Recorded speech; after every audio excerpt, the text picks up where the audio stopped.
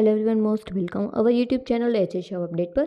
આપણે food safety officer કે જે AMCમાં ભરતી આવી છે તેનો આપણે સિલેબસ કવર કરતા હતા, જેમાં આપણે ફૂડના એક્ટ 2006 વિશે આપણે ભણવાનું હતું, જેમાં આપણે આજ પહોંચ્યા છીએ પ્રકરણ નંબર 4 કે જેમાં શું છે તો કે ખાદ્ય સામગ્રીઓ માટે સામાન્ય જોગવાઈઓ.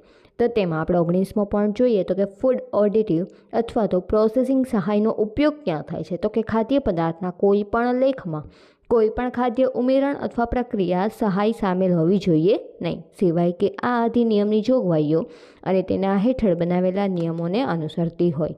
અને સમજૂતીના ભાગરૂપે આપણે જોઈએ તો કે આ વિભાગના હેતુઓ માટે પ્રોસેસિંગ એઇડનો અર્થ કોઈપણ પદાર્થ અથવા તો સામગ્રી છે જેમાં ઉપકરણ અથવા વાસણનો સમાવેશ થતો નથી અને તે પોતે ખાદ્ય જ અટક તરીકે ઉપયોગમાં લેવાતો નથી. કાચો માલ, ખોરાક અથવા તેના ઘટકોની પ્રક્રિયામાં વપરાય છે, સારવાર અથવા પ્રક્રિયા દરમિયાન ચોક્કસ તકનીકી હેતુ અને જે અંતિમ ઉત્પાદનમાં અવશેષો અથવા તો ડેરિવેટિવ્સને બિન ઇરાદાપૂર્વક પરંતુ અનિવાર્ય હાજરીમાં પરિણમી શકે છે.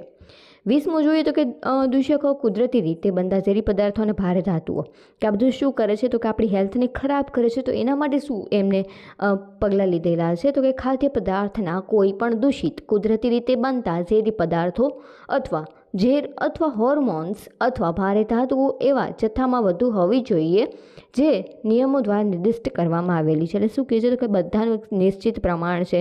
જો એ પ્રમાણ કરતાં વધારે એ વસ્તુ એ પ્રોડક્ટમાં અવેલેબલ હોય તો શું કરવાનું તો કે એના વિરુદ્ધમાં તમારે પગલાં લેવા પડશે. અને એ પોતે શું કરવાનું તો કે એને બેન્ડ કરવામાં આવી જોઈએ, જેથી કરી અને લોકોનું સ્વાસ્થ્ય જે છે એ બગડે છે એને અટકાવી શકાય છે. આ બધું શેમાં આવશે તો કે ફૂડ સેફ્ટીમાં આવશે.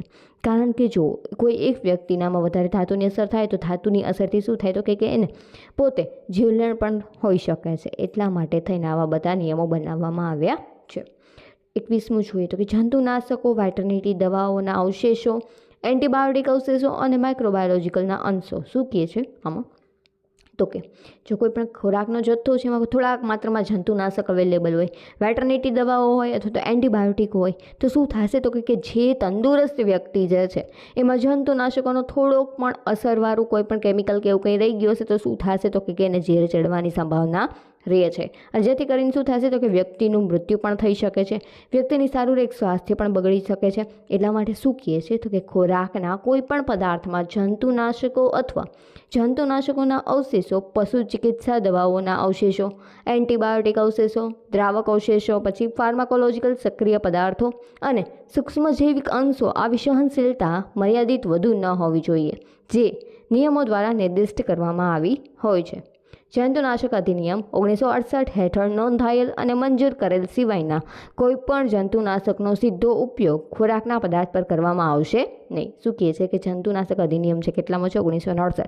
ખાસ યાદ રાખવાનું છે, ક્વેશ્ચન પૂછાઈ શકે એવો છે. એના દ્વારા જે પણ નોંધાયેલું છે એ જંતુનાશકનો તમે સીધો ઉપયોગ કરી શકશો નહીં.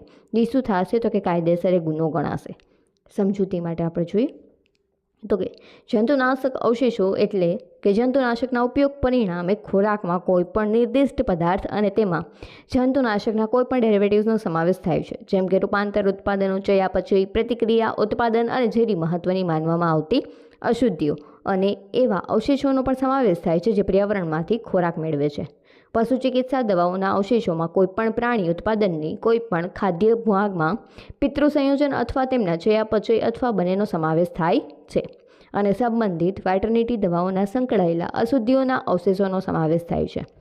પછી 22મું એક્ટ જોઈએ કલમ કે આનુવંશિક રીતે સંશોધિત ખોરાક જે છે, પછી કાર્બનિક ખોરાક છે, કાર્યાત્મક ખોરાક છે અને માલિકીનો ખોરાક. એટલે કે આમાં શું કહે છે તો કે જે નેચરલી મળતી નથી પરંતુ શું છે તો કે એમને પ્રયોગશાળામાં બનાવેલી છે એવી કોઈ પણ વસ્તુ છે. એક એક્ઝામ્પલ તરીકે આપણે જોઈએ તો કે ચોખાનો કોઈ એવો પ્રકાર બનાવેલો છે, કોઈ પણ એવી શું કહેવાય સંકૃત કરેલી ગાય જે છે એમાંથી જે દૂધ મળે છે એટલે એ પોતે શું થશે આનુવંશિક ખોરાક જ બનશે, એની વાત કરવામાં આવે છે. પછી તો કે મખાના કે જે આપણે શેમાં બને છે તો કે પોતે ટેકનિકલ પ્રોસેસ કરીને જે બનાવવામાં આવે છે એની વિશે વાત કરે છે. આ અધિનિયમ અને તેના હેઠળ બનાવેલા નિયમો હેઠળ અન્યથા જોગવાઈઓ સિવાય કોઈ પણ વ્યક્તિ કોઈ પણ નવતર ખોરાક, આનુવંશિક રીતે સંશોધિત ખોરાક, પછી ઇરેડિટિવ ખોરાક, પછી કાર્બનિક ખોરાક, વિશેષ આહાર ઉપયોગ માટેના ખોરાક, કાર્યાત્મક ખોરાક, પછી શું છે તો કે ન્યુટ્રાસ્યુટિકલ્સ, આરોગ્ય ઉત્પાદન, વિતરણ, વેચાણ અથવા આયાત કરી શકશે નહીં અને ખોરાકના એવા અન્ય પદાર્થો કે જે કેન્દ્રીય સરકાર આ વતી સૂચિત કરી શકે છે. સમજૂતીમાં જોઈએ તો કે ખાસ આહારના ઉપયોગ માટેના ખોરાક અથવા તો કાર્યાત્મક ખોરાક અથવા તો ન્યુટ્રાસ્યુટિકલ્સ અથવા આરોગ્ય પૂરકનો અર્થ થાય છે. શું થાય છે?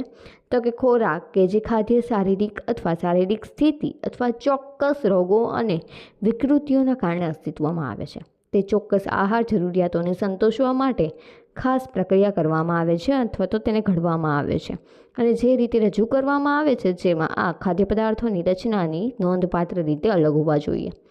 તુલનાત્મક પ્રકૃતિના સામાન્ય ખોરાક. જો આવા સામાન્ય ખોરાક અસ્તિત્વમાં હોય અને તેમાં નીચેનામાંથી એક અથવા વધુ ઘટકો હોઈ શકે છે. એટલે શું કહે છે એમાં? તો કે છોડ અથવા વનસ્પતિ અને તેના ભાગ પાવડર રૂપમાં, પાણીમાં કેન્દ્રિત અથવા તો અર્ક, ઇથિલ આલ્કોહોલ અને હાઇડ્રો આલ્કોહોલ અર્ક, પછી સિંગલ અથવા સંયોજનમાં.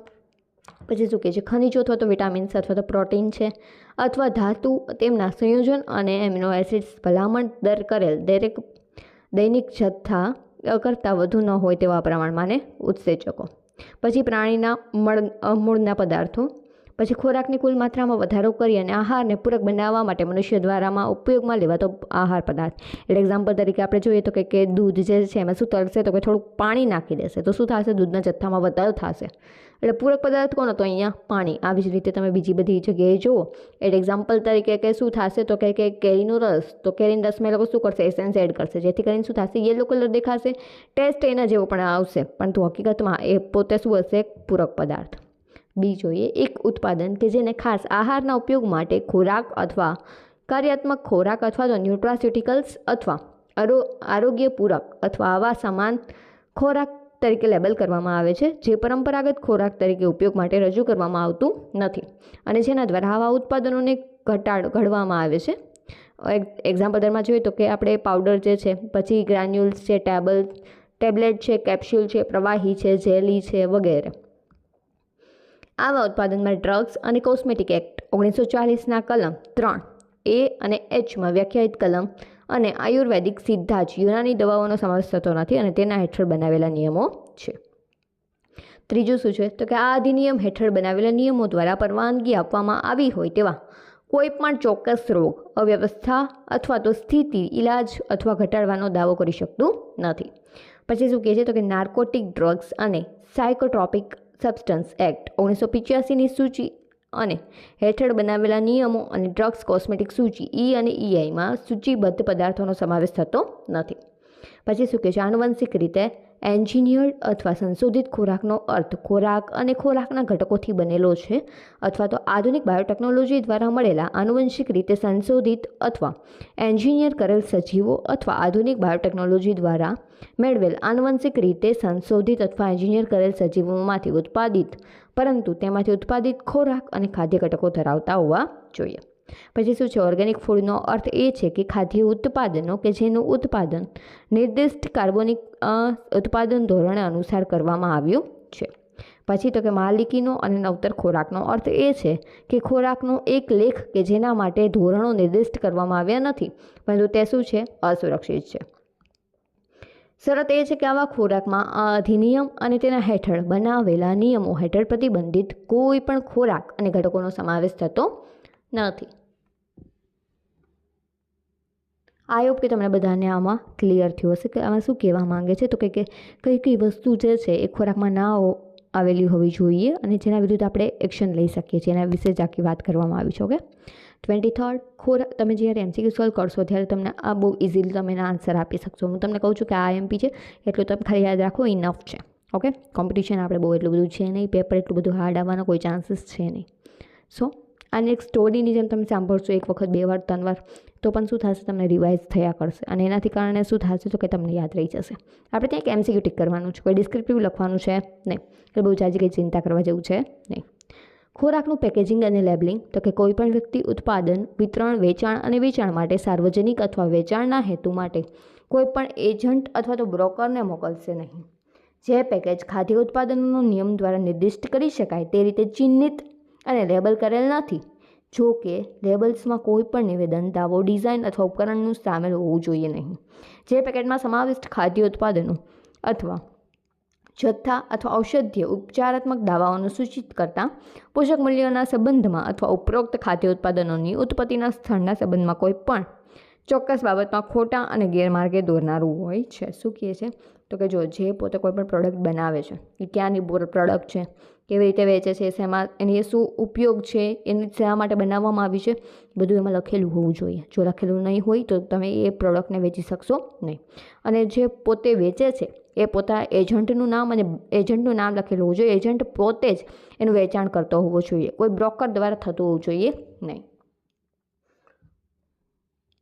નેક્સ્ટમાં જોઈએ તો કે અન્યાયી વેપાર પ્રથાઓ તરીકે જાણીતા નિયંત્રણ અને પ્રતિબંધ. તો કે આ અધિનિયમ તેના હેઠળ બનાવેલા નિયમો અને નિયમોની જોગવાઈઓ ગેરમાર્ગે દોરતા અથવા તો છેતરતા અથવા તો ઉલ્લંઘન કરતાં કોઈ પણ ખોરાકની કોઈ જાહેરાત કરવામાં આવશે નહીં. જે ખોરાક શું છે તો કે હેલ્ધી નથી, લોકો માટે યોગ્ય નથી, એની કોઈ જાહેરાત કરવામાં આવશે નહીં.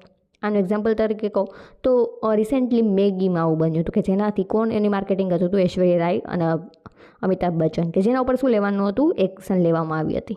કેમ? તો કે પોતે હેલ્ધી હતી નહીં, છતાં પણ એની એડવર્ટાઈઝ કરવામાં આવતી હતી.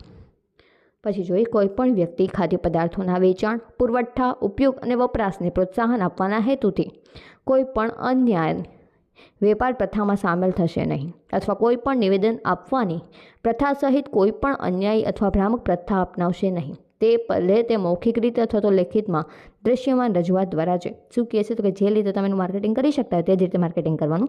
અન્ય કોઈ ઓપ્શન જે છે ગેર વર્તણૂકમાં દર્શાવવામાં આવેલું હોય ગવર્મેન્ટ દ્વારા એ તમે કરી શકશો નહીં. ખોટી રીતે રજૂ કરે છે કે ખોરાક ચોક્કસ ધોરણ, ગુણવત્તા, જથ્થા અને ગ્રેડ રચનાઓ છે. જરૂરિયાત અથવા ઉપયોગિતાના અંગે ખોટી અને ભ્રામક રજૂઆત. શું છે? કંપનીનું નામ પોતે ખોટું લખેલું છે, એમાં જે પ્રોડક્ટમાં જે તત્વોની હાજરી જે છે એ ભ્રામક રીતે રજૂ કરવામાં આવેલી છે, તો એ બધું શું થશે? ખોટું પડશે. જાહેર જનતાને અસરકારકતાની કોઈ પણ બાંયધરી આપે છે જે તેના પર્યાપ્ત અથવા વૈજ્ઞાનિક સમર્થન પર આધારિત નથી. શરત એ છે કે જ્યાં એવી બાંયધરી અપર્યાપ્ત અથવા વૈજ્ઞાનિક દલીલો પર આધાર રાખે છે એવી અસર માટે બચાવ ઊભો કરવામાં આવે છે, તો આવા બચાવના પુરાવાઓનો બોજ આવા બચવાની રજૂઆત કરનાર વ્યક્તિ પર રહેશે. આ યોગ કે બધાના ચેપ્ટર ક્લિયર હશે. જો તમને વિડીયો સારો લાગ્યો તો લાઈક, શેર, કમેન્ટ, સબસ્ક્રાઇબ કરવાનું ભૂલતા નહીં.